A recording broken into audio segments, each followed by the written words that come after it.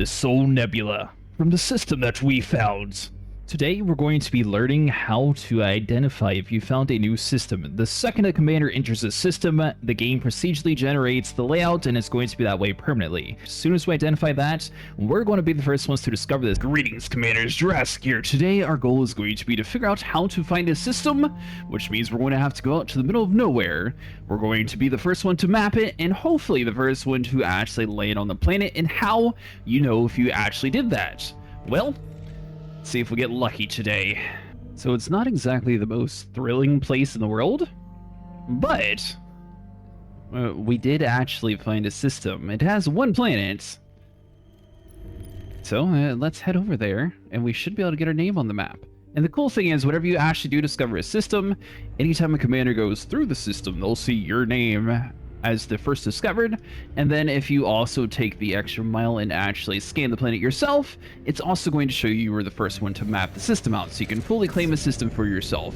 This one is 143,000 LS away though, so if you don't have a Mandalay, this might be a little bit far to travel all the way out here. Now, there's a couple things that you can do to increase your performance when it comes to this kind of things, and one of them is going to be to engineer your scanner. That way you have to shoot less probes, which gives you a higher chance of getting a pristine record, which will then get you more money. But as long as you're the first one to discover a planet, first one to landfall, and first one to actually map it, you'll actually get a decent amount of money. It's not going to be like huge amounts, but it's a decent amount for what it is. So you want to head over to your firing order and you want to make sure that you have your surface scanner mapped to a key. Depending on the size of the planet, some are going to need a whole lot of probes, some are going to need that many. This one's probably going to take at least like 3, especially with the extended radius.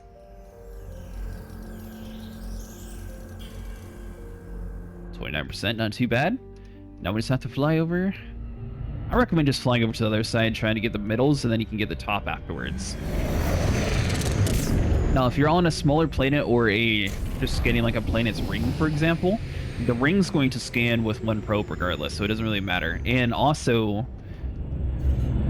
a fun fact, if you're just scanning the rings, it doesn't count towards your probe shot for like the main planet. So if you're trying to scan a gas giant or something, that's not going to negatively affect you. You can also click a button to see like the backside of the planet, but I find it easier just flying around.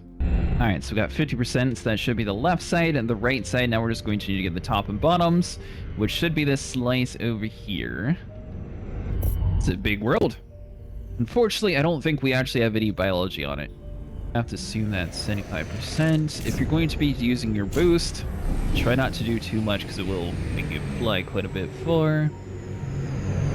And then you want to make sure you're kind of skirting the edge. If you want to fly with your lines on, that's completely fine. If you want to turn them off, that's fine too. I think it's more immersive with them off, but whichever way makes you happy. If you want to fly with your lines off, basically all you have to the equals key, and if you want to have them back on, you click the equals key again. That way you know how close you can get to a planet. Basically, that's just going to show the rings that'll cause your ship to enter into entering the atmosphere. Alright, so we have 4 probes impacted. We're at 88%, so we missed one somewhere. Now, is it possible to scan this without having the extended range booster? It is. Does it make it much easier with it? Yes, it does. So this should be mapped 100% now, once it actually hits. Surface scan complete. Alright, so this is a promising sign. So far, it looks like we only have data on the 3 suns, nothing else is here, and there's 33 bodies in this area, so surely 33 bodies in a first discovered system. One of them has to be landable. So let's map everything real quick and we'll see if any of these worlds are actually landable, but these all should be first discoveries. Now, if you want to go the extra mile, you can land on every single one of these planets, and you can also sit there and discover each and every single one by mapping them out. That way your name is fully the first discovered, and first landfall, and first mapped. Well, there we go. We finally found a planet with biological data, so we know for a fact that this one we can land on.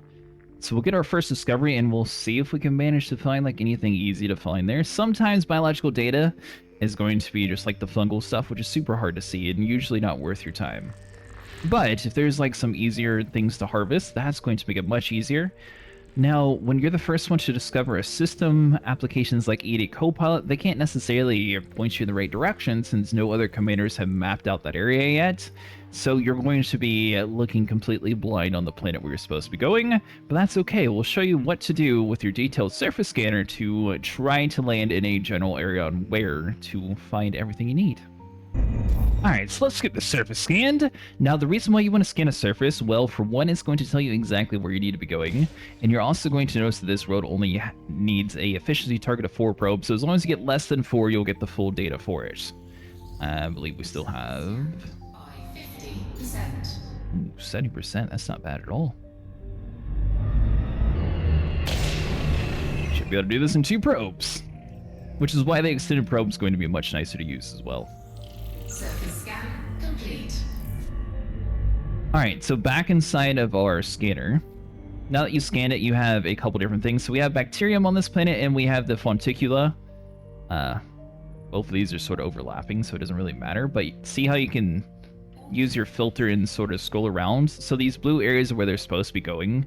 Everything's going to be stacked on top of each other for this planet, so it's kind of hard to use it as an example. But basically, if you're outside of the highlighted area, there's a very little chance for you to actually have any of your biology in that zone. So if you're trying to go for like something in particular that you're just trying to get more credits out of, then you can just filter out the bacterium and go for the other plants and hope that you're able to find them a little bit easier. Sometimes it's best just to fly around on a planet and just look close to the ground with your lights on, that way you can see what you're looking for, versus just using an SRV. There's 2 different types of SRVs, and we'll show you how to get the other type. I personally prefer the bigger one. It's a little bit slower, but it has a lot better traction, and you're still able to do everything that the default one's able to do. The Scarab.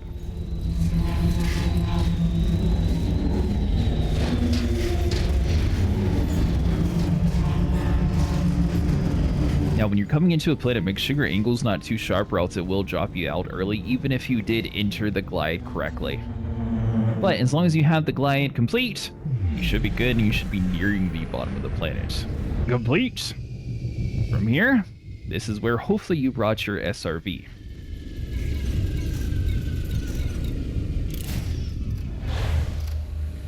They do have an Artemis suit that you're able to swap into. You can do that while you're on a planet, so you don't necessarily need to swap into it before you get into one.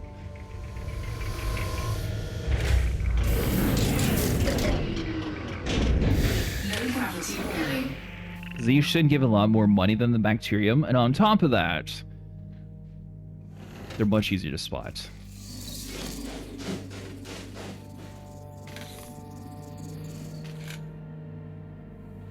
And you can also see first footfall confirmed. So you want to click your 5 key to go into sample mode, and then you should be able to scan the data here. Now, I wish I had like a good way of finding these like super easy. You're just gonna have to fly around that. There's no like real trick. It's sort of like completely random. You want to kind of try to stick relatively next to the area. Like I said, you can fly around your ship if that's easier for you. I personally avoid the bacterium, but that's going to be the general principle. You want to land, and you actually want to get out of your side of your ship so you get the first footfall. From here, though, I'll have another tutorial later on what happens when you like scan a found planet, which will be much easier to get the samples for, because that actually will point you in the right direction on where you're supposed to be going for like the closest sample found by another commander.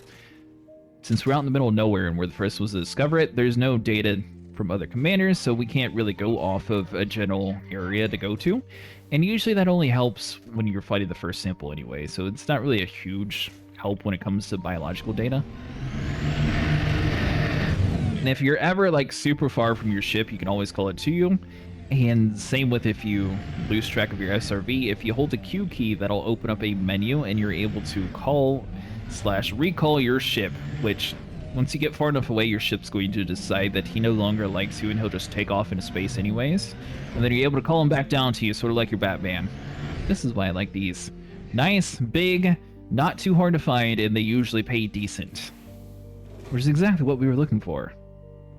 Once again, there won't be any, like, hostiles on the planet, unless you find like one with humans on it, but you're not really going to find like any aliens or anything.